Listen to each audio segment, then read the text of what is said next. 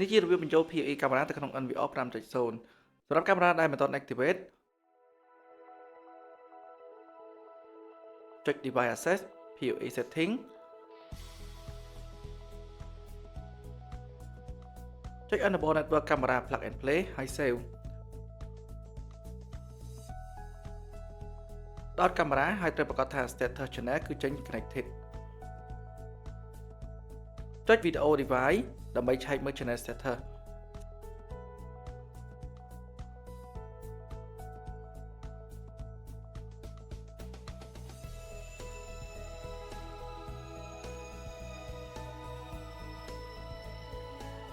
setup បដូរទៅជា connected កាមេរ៉ាគឺ online សម្រាប់កាមេរ៉ាដែល activate រួចចុច device access PoE setting ហើយដោតកាមេរ៉ាចូល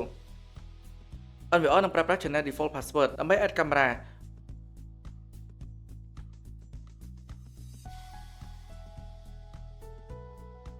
បើសិនជាមិនត្រឹមត្រូវវានឹងបង្ហាញ incorrect username និង password